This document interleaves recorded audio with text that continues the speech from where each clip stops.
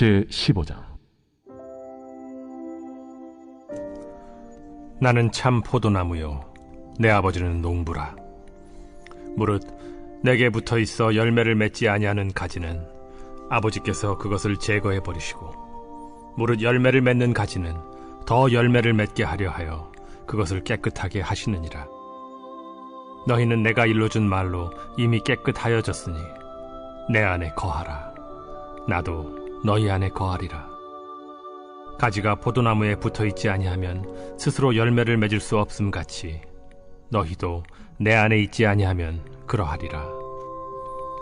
나는 포도나무요 너희는 가지라.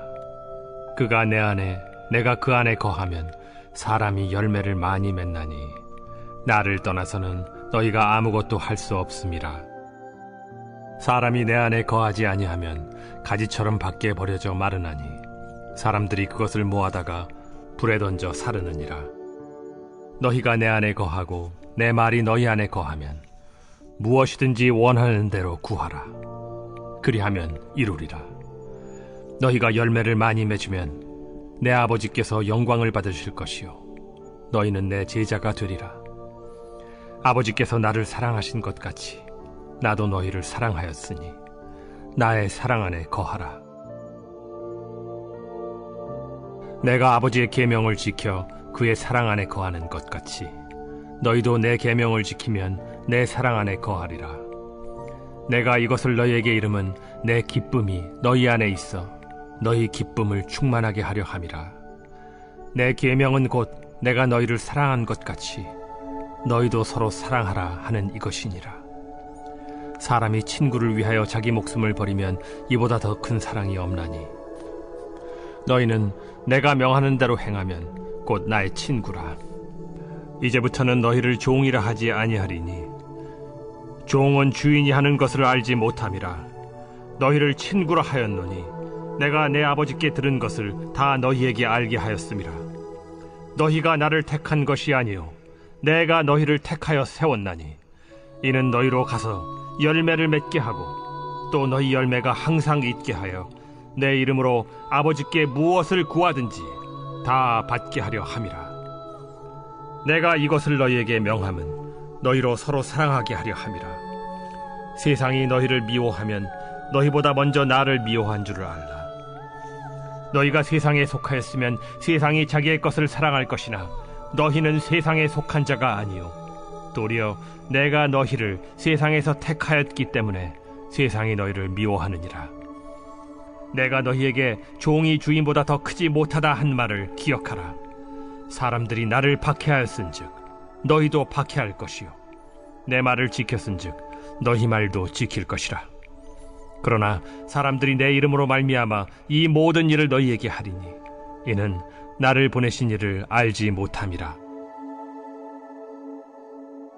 내가 와서 그들에게 말하지 아니하였더라면 죄가 없었으려니와 지금은 그 죄를 핑계할 수 없느니라.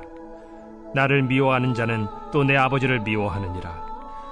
내가 아무도 못한 일을 그들 중에서 하지 아니하였더라면 그들에게 죄가 없었으려니와 지금은 그들이 나와 내 아버지를 보았고 또 미워하였도다.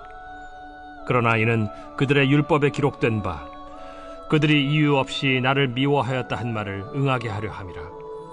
내가 아버지께로부터 너희에게 보낼 보혜사 곧 아버지께로부터 나오시는 진리의 성령이 오실 때 그가 나를 증언하실 것이요 너희도 처음부터 나와 함께 있었으므로 증언하느니라. 반갑습니다. 우리 사랑가족 여러분. 오늘은 종려주일입니다. 종려주일 아침에 우리가 함께 본 말씀은 요한복음 15장 말씀입니다.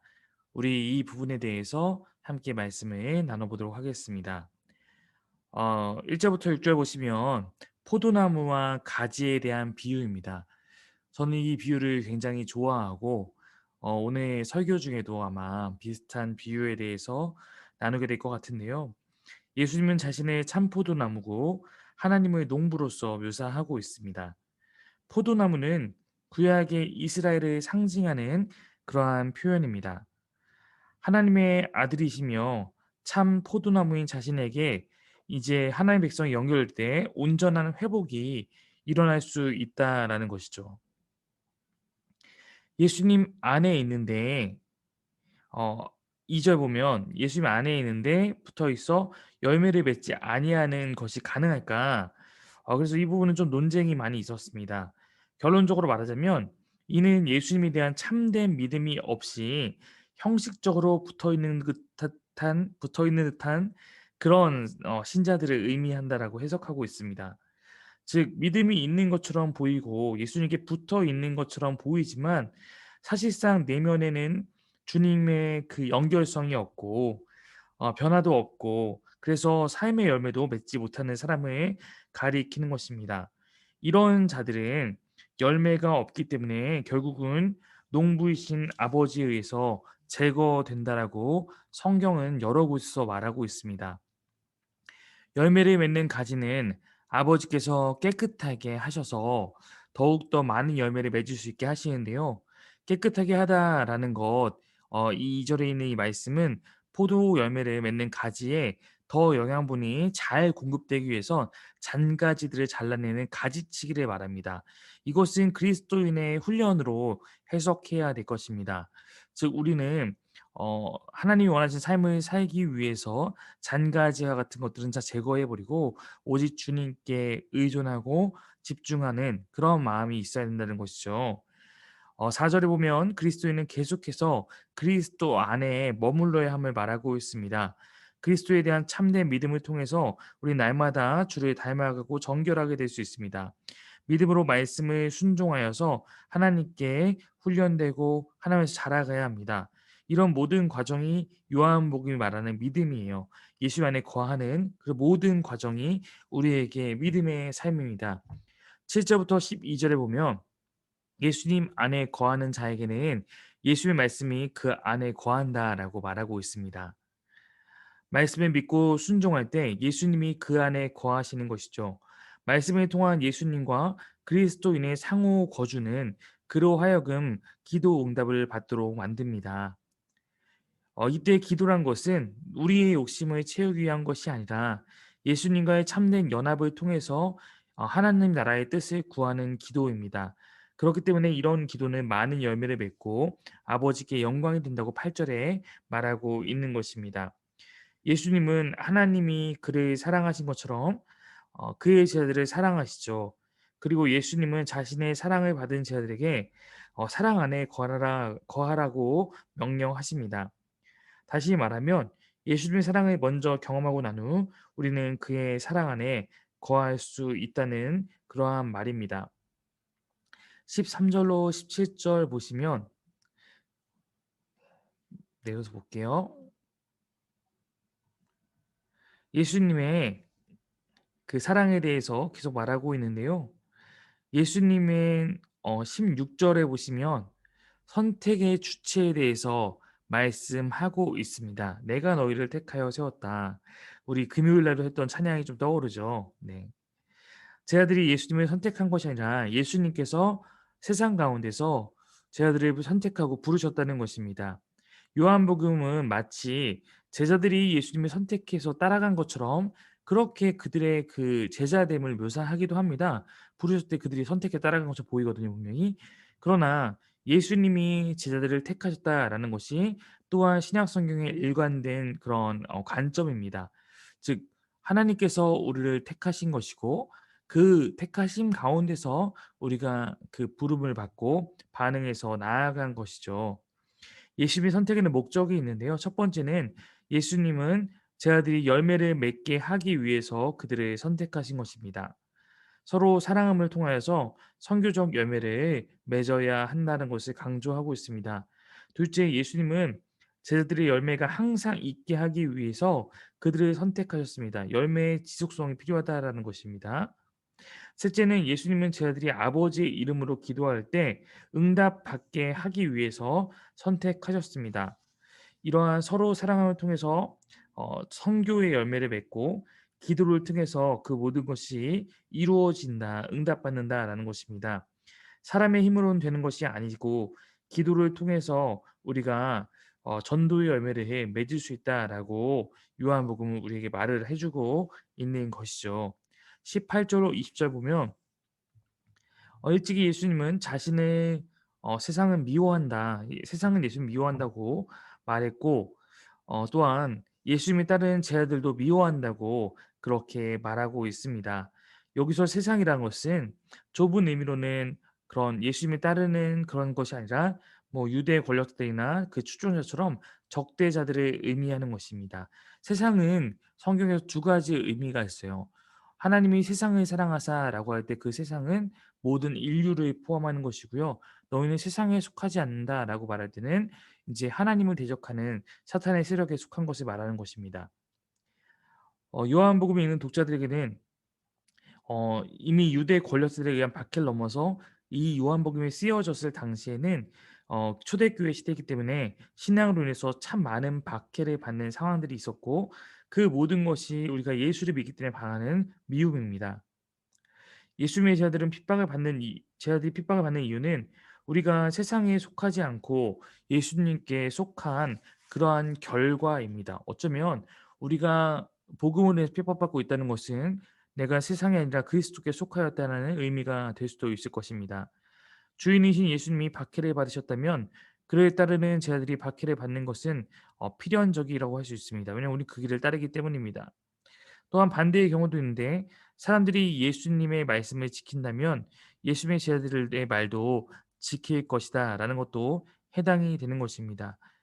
우리가 예수님의 복음을 전했을 때 우리가 아니라 그의 복음 안에서 그런 좋은 반응들도 나타날 수 있는 것이죠. 예수님의 제자들은 예수님께 보고 배운 것을 전해줬는데 그것이 바로 신약 성경이라고 할 수 있습니다. 예수님을 믿고 그에게 순종하는 것은 곧 그의 제자들이 전해준 성경 말씀을 믿고 순종하는 것입니다. 21절부터 25절 말씀을 함께 보겠습니다. 세상의 근본적인 죄에 대해 다루고 있는데요. 세상의 첫 번째 죄는 예수를 믿지 않고 예수님 보내신 하나님을 알지 못하는 것이라고 21절은 말하고 있습니다. 또한 두 번째 잘못이 있다면 하나님을 미워하는 것입니다. 이것은 곧 세상이 하나님을 미워하는 것인데요. 세상은 하나님을 알지 못할 뿐 아니라 하나님을 미워하고 그런 미워하고 있는 죄를 저질렀다라는 것입니다. 26절부터 27절에 보면 증언을 말하고 있는데요. 증언은 요한복음의 주요한 주제입니다. 세례 요한이 처음에 요한복음 초기에서 했던 사역은 예수님을 증언하는 것이었습니다.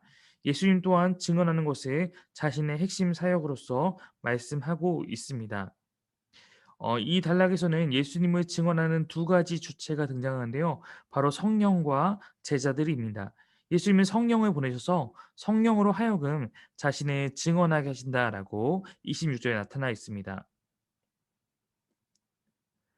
아버지와 아들이 보낸 이 성령의 주요한 사역은 바로 하나님의 말씀을 증언하고 바로 예수님을 세상 가운데 증언하는 것이고 두 번째 예수님을 증언하고 복음을 증언하는 자들은 제자들입니다. 27절 보면 제자들이 예수님을 증언하는 것에 대해 나오고 있습니다. 예수님은 제자들을 세상에 파송하실 때 그들에게 성령을 주셔서 성령께서 그들 안에서 이 증언의 역할을 또 하도록 하시는 것이죠. 세상에 파송된 제자들이 증언 사역을 할 때 그들은 세상으로부터 미움을 받습니다. 그러나 세상은 그들의 증언을 듣고도 예수님을 영접하지 않았을 때 핑계하지 못할 것입니다. 심판이 확정된다는 것입니다. 따라서 그리스도인이 갖고 있는 중요한 정체성은 예수님에 대한 증인, 하나님 말씀에 대한 증인인 것입니다. 성령이 증언하시고 성령을 받은 그리스도인도 예수님을 증언합니다. 따라서 증언하는 삶을 성령으로 말미암아 살아가는 것 자체가 앞에서부터 쭉 얘기했던 진정한 열매 맺는 하나님의 자녀된 삶이라는 것을 우리는 기억해야 합니다. 오늘부터 고난 주간이 시작되는 한 주간입니다. 우리가 어쩌면 세상의 가운데 우리도 속하여 있던 자들이었으나 그리스도께서 우리를 부르셔서 마치 제자를 부르신 것처럼 선택하여 부르셔서 우리로 하여금 주님을 예비하면서 우리가 정말로 포도나무와 가지와 같이 주님 안에 거하는 삶을 살 수 있게 되었습니다. 우리가 이 삶 안에서 우리가 해나가야 할 것이 있다면 우리가 열매 맺는 삶을 사는 것이고 그 열매 맺는 삶을 다른 것이 아니라 주님과 함께 세상 가운데서 고난을 받고 주님을 증언하고 하나님을 높이는 그런 하나님의 것이 되어서 살아가는 것이라고 생각합니다. 오늘도 우리가 주일을 보낼 때에도 예배 가운데서도 우리가 날마다 주님 가운데서 그 모든 시간마다 주님이 기뻐하실 만한 모습으로 나아갔으면 좋겠고, 또 예배 이후에 우리 삶의 모든 자리마다 하나님의 기쁨이 되어서 하나님의 자녀다운 그 자녀다움을 나타낼 수 있는 그런 모든 주의 사랑하는 아들, 딸 되시기를 간절히 바랍니다. 오늘도 우리 승리합시다. 감사합니다.